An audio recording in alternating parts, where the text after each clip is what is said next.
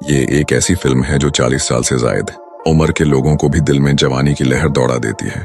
हता कि आज से 30 साल बाद भी देखें तो उसकी कशिश कम नहीं होती। एक नौजवान पहली बार हवाई जहाज से घर जाने के लिए सवार होता है।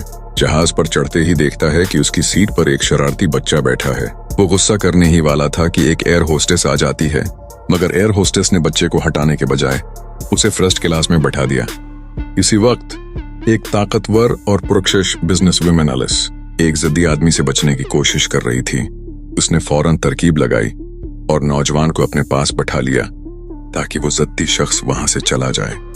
सफर के दौरान एलिस मुसलसल अपने काम में मसरूफ रहती है, जबकि नौजवान शरारत करता रहता है। वो कभी उसकी तौजा खींचने की कोशिश करता और कभी उसके कागजात पर खेल खेलने लगता।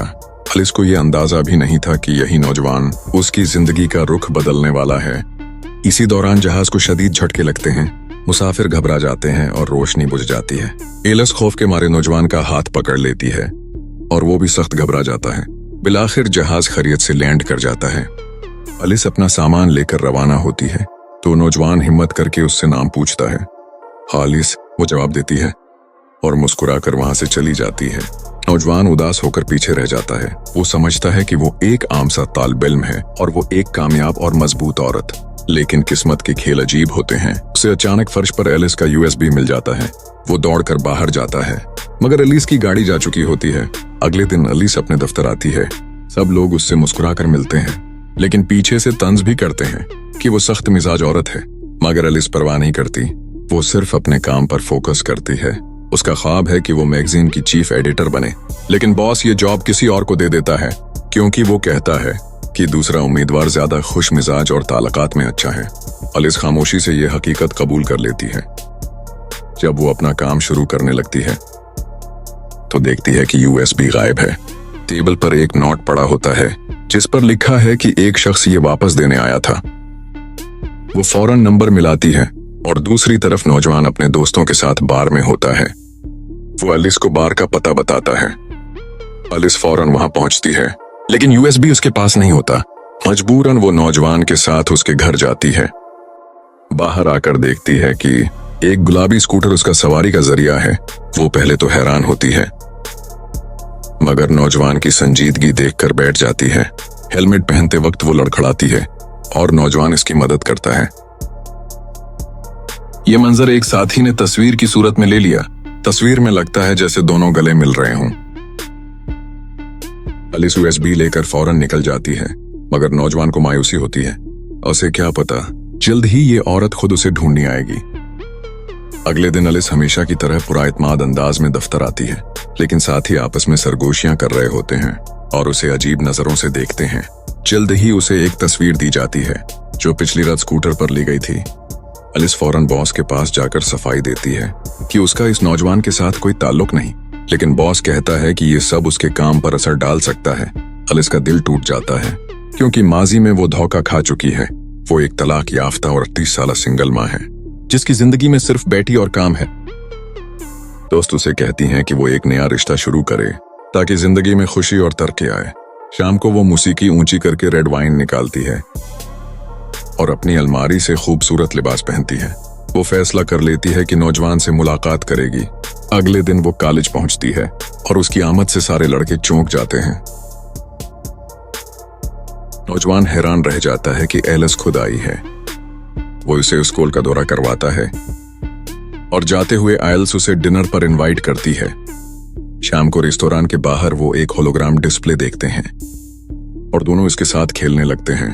इनकी हंसी और शरारत को देखकर साथी हैरान रह जाते हैं। फिर दोनों छत पर जाते हैं जहां नौजवान अपने डिजाइन के नए आइडियाज शेयर करता है। एलिस इसकी बात सुनकर मुस्कुरा देती है और उसकी आंखों में सताइश झलकती है। इस दिन के बाद वो अक्सर साथ रहने लगते हैं और एलिस भी उसकी गुलाबी स्कूटर की आदी हो जाती है। एक दिन वो दोनों एक खूबसूरत वादी में होते हैं जब एलिस की बहन का फोन आता है। नौजवान उसे अकेला छोड़ देता है ताकि वो सुकून से बात कर सके, मगर एलिस को पता चलता है कि बहन ने उसके लिए रिश्ता तय कर दिया है और वो चाहती है कि एलिस फौरन घर वापस आ जाए। मजबूरी में एलिस नौजवान से कहती है कि उसकी बेटी बीमार है और उसे जाना होगा। नौजवान फौरन टैक्सी रोककर उसे भेज देता है और इस लम्हे वो एक जिम्मेदार शख्स नजर आता है। घर जाकर एलिस इस रिश्ते पर बात करती है, मगर दिल में नौजवान ही का ख्याल होता है। मुलाकात नाकाम हो जाती है, लेकिन एलिस खुश होती है कि वो आजाद है। दिन गुजरते हैं और उनका रिश्ता मजबूत होता जाता है।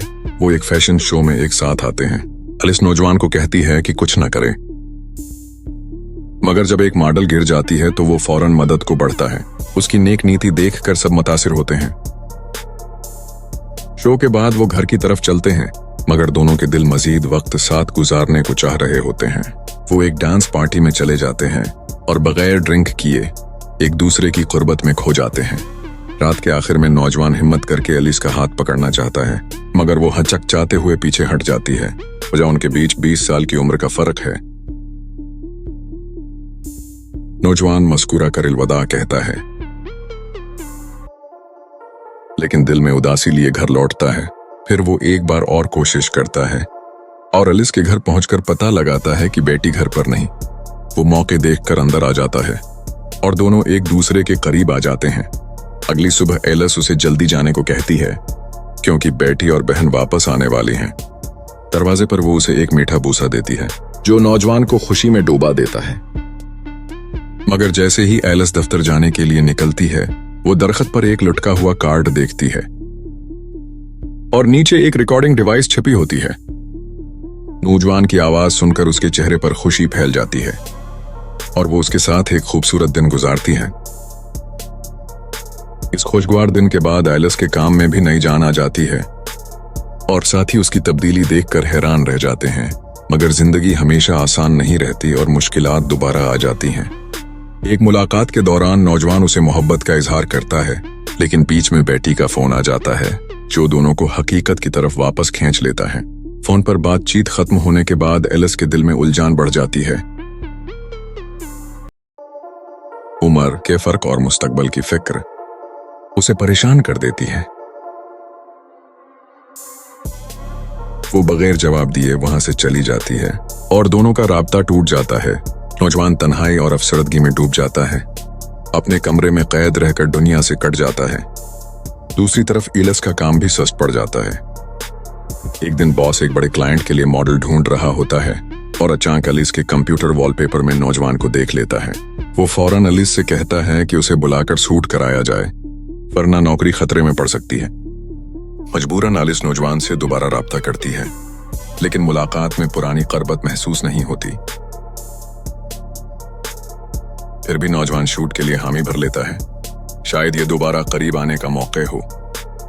मगर दौरान गुफ्तगू से एक दोस्त से पता चलता है कि माजी में एलिस का उसके करीब आने का मकसद तरक्की पाना था। ये सुनकर उसका दिल टूट जाता है, लेकिन वो सबके सामने ये बात जाहिर नहीं करता।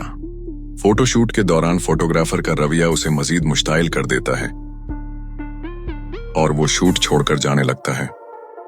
एलिस उसे रोकने की कोशिश करती है, मगर नौजवान कहता है कि तुम्हारे लिए हमेशा सिर्फ काम अहम रहा। उसकी ये बात एलिस के दिल में तीर की तरह लगती है। एलिस वहां सबके सामने खामोश खड़ी रहती है, जैसे कोई बच्चा गलती करके पकड़ा गया हो।